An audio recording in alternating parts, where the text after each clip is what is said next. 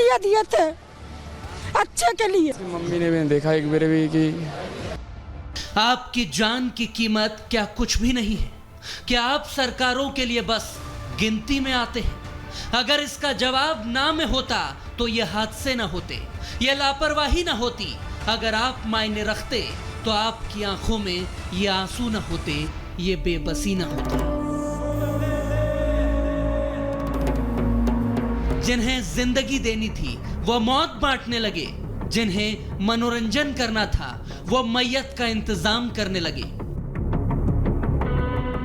दिल्ली से राजकोट की दूरी वैसे तो 1200 किलोमीटर है, मगर आग लगने के पहले और बाद बदइंतजामी, लापरवाही और सुस्त सिस्टम का लाचार रवैया बिल्कुल एक जैसा है,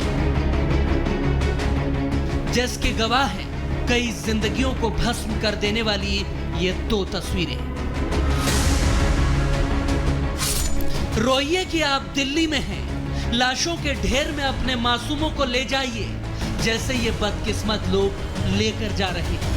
कलेजा छलनी कर देने वाली ये तस्वीरें अगर नहीं देखी जाती तो पूछिए अपने ज़मीर से, कब आपने सत्ता की आंख में आंख मिलाकर सवाल पूछा था कि मेरे बच्चों के भविष्य का क्या,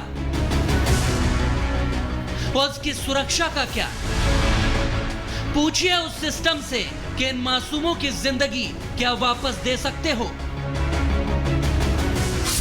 दिल्ली में मर्चुरी में लाइन लगी है, आइए रजिस्टर में साइन कीजिए और अपने नवजात बच्चों के शव ले जाइए। यह कोई फ्री वाली लाइन नहीं है, आपके सपनों के मर जाने के बाद जन्मे मातम का जीता जागता मनहूस मंजर है, जिसकी वजह है चाइल्ड हॉस्पिटल में लगी आग और उससे ज्यादा लापरवाह सिस्टम। ये यहाँ पे काफ़ी सारे ऑक्सीजन सिलेंडर यहाँ पे भरे हुए थे। सुबह से हमने कई लोगों से बातचीत की तो उन्होंने बताया कि ग्राउंड फ्लोर पे सिलेंडर को रिफिल किया जाता था और फर्स्ट फ्लोर पे नवजात बच्चों का इलाज होता था।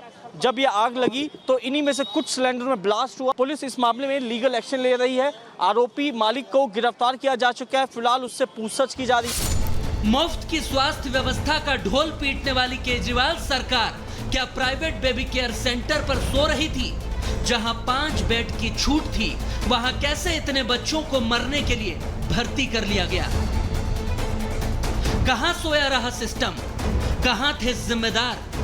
इनकी बात सुनिए तो समझ आएगा कि जिन पर जान बचाने का जिम्मा था, आवाम को सुरक्षित रखने की जिम्मेदारी थी, वो रुला देने वाली खबर का मानो इंतजार कर रहे थे। हम बताएंगे और वो जागेंगे।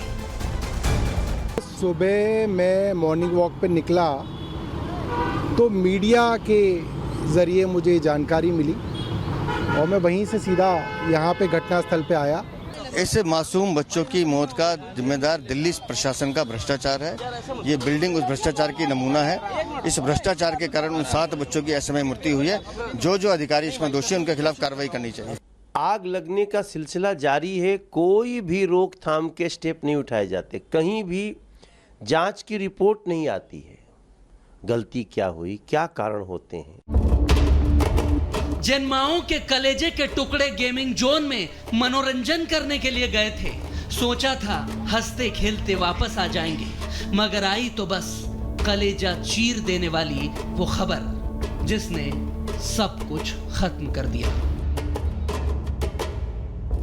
इन बिलखते हुए लोगों के पास कुछ नहीं बचा, बस बची है तो ये राख जिसमें अपनों के टुकड़ों की तलाश है, ताकि याद के लिए उनका अंतिम संस्कार कर सके।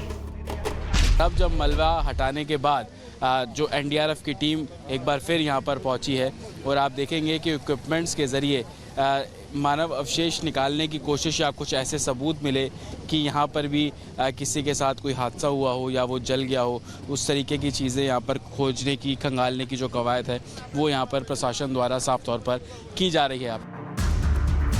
जिन नन्ही आंखों ने खुला आसमान भी नहीं देखा था, उससे पहले ही वो हमेशा हमेशा के लिए बंद हो गई।